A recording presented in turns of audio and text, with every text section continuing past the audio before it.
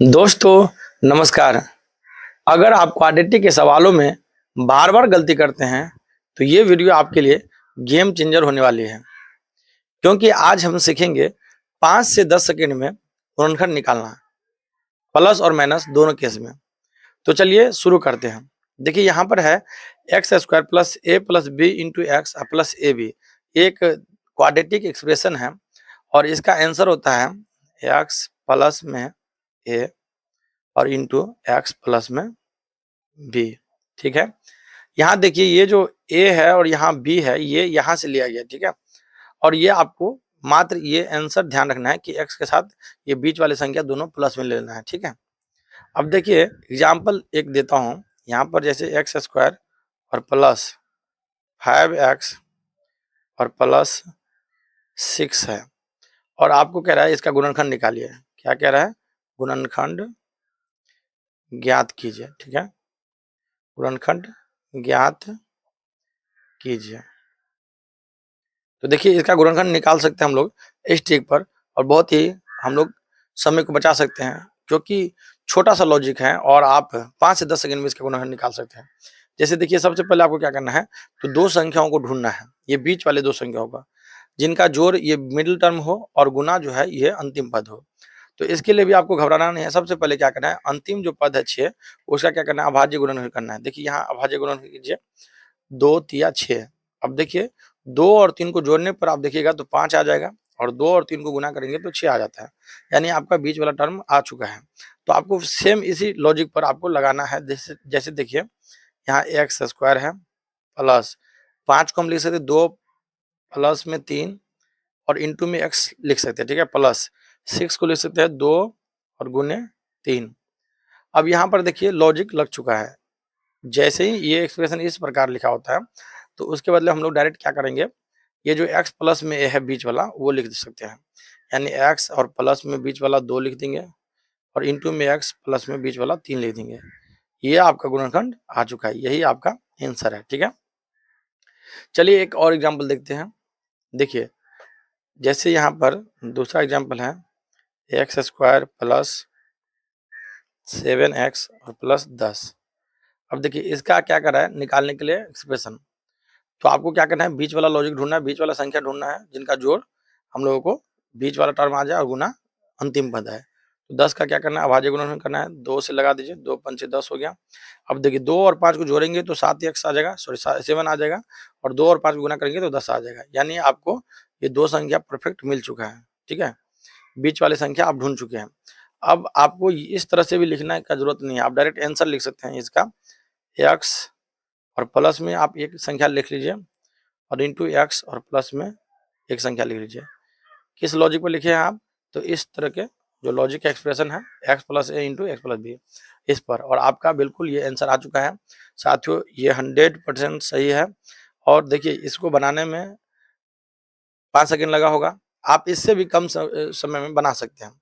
बशर्ते आपको क्या करना है, ये दो संख्या ढूंढना है। ठीक है, और आपको समझाने के लिए हो सकता है यहाँ पर मैं लेट कर रहा हूँ, लेकिन आप बिल्कुल फास्ट में बना सकते हैं आंसर।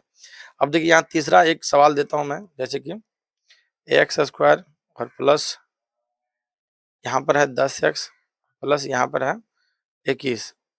अब आप इसका खुद आंसर निकाल के आप कमेंट बॉक्स में लिखिए। ठीक है, इसी लॉजिक पर आपको मात्र 5 से 10 सेकंड में इसका आंसर निकालना है। ठीक है, चलिए अब हम लोग एक बार माइनस वाले सवाल को देखते हैं, माइनस वाले लॉजिक को देखते हैं।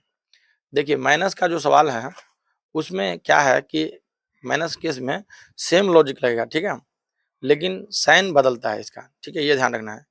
जैसे जैसे हम लोग ये एक्स स्क्वायर यहाँ पर जैसे हम लोग लिए हैं, देखिए यहाँ पर x square plus 5x plus 6 लिया है, यहाँ पर हम लोग माइनस करके और फिर इसी लॉजिक से हम लोग साइन बदल के देखते हैं इसका आंसर। तो देखिए यहाँ पर मान लीजिए जैसे पहला सवाल है एक्स स्क्वायर और माइनस में 5x और प्लस 6 है, तो 6 में दो संख्या मिल गया, 2 और 3। तो आप क्या करेंगे, एक्स स्क्वायर और माइनस और यहाँ पर आप प्लस दे सकते हैं और यहाँ पर -2 और -3 करेंगे और इंटू में एक्स और यहाँ पर -2 और गुने -3 करेंगे, तभी जा करके आप जो है इससे प्राप्त कर सकते हैं। जैसे कि मान लीजिए एक्स स्क्वायर है और -2 और -3 जोड़ेंगे तो माइनस में 5x आ जाएगा और -2 और -3 को गुना करेंगे तो माइनस माइनस प्लस 6 आ जाएगा, ठीक है। तो देखिए आपको ये बताया हूँ मैं उस एक्सप्रेशन पर लाने के लिए, ठीक है। इसका आंसर अब आ चुका है। आप डायरेक्ट लिख सकते हैं इसके बदले में x और एक बार ये वाला a ले लीजिए माइनस में और एक बार x और ये माइनस में 3 ले लीजिए। ये आपका गुणनखंड आ चुका है। माइनस में भी वही लॉजिक होगा, बस साइन बदलता है, ये ध्यान रखना है। तो ये आपका आंसर आ चुका है और ये 100% सही है, कोई भी इसे गलत नहीं कर सकता, ठीक है। और किस लॉजिक पर आया उसी तरह के लॉजिक पर आया, ठीक है। तो अब देखिए यहाँ पर जैसे कि आपको दूसरा सवाल देखना है, एक्स स्क्वायर और माइनस में 7x है और प्लस 10 है। तो देखिए 10 का क्या है, 10 का 2 और 5 तोड़ने पर आया था, ठीक है। 10 का क्या है, 2 और 5 आया था। तो आप डायरेक्ट साथियों क्या करेंगे, 10 का जैसे ही लॉसर लेंगे तो 2 और 5 आएगा। तो आपको क्या करना है, दोनों माइनस में लेना है, ठीक है, एक्स के साथ। आपको इतना लिखना भी नहीं है, आपको क्या करना है, एक्स और माइनस में 2 इंटू में एक्स और माइनस में 5 लेना है। अब इसके लिए एक रूल है, देखिए जैसे कि पहला जो पॉजिटिव वाला संख्या था इसमें रूल नंबर 1 लगेगा। रूल ये है कि अगर अंतिम पद और बीच वाले पद दोनों प्लस में हैं तो आपको संख्या भी नंबर भी क्या करना है, दोनों पॉजिटिव लेना है। दोनों नंबर पॉजिटिव लेना है, ठीक है। दोनों नंबर क्या करना है, प्लस में लेना है, ठीक है। और यहाँ पर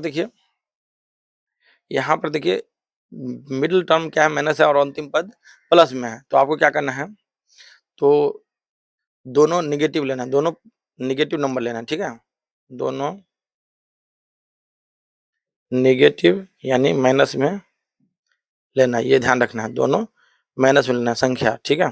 जैसे कि यहाँ पर -2 है और -5 है, देख सकते हैं दोनों मैं निगेटिव लिया हूँ। कब, जब ये मिडिल टर्म है ना, मिडिल टर्म जो है, मिडिल टर्म क्या हो, तो माइनस में हो और लास्ट टर्म क्या हो, प्लस में हो, ठीक है। तो आपको क्या करना है, ये रूल याद रखना है, ये दोनों संख्या जो है दोनों नंबर निगेटिव आएगा, ठीक है।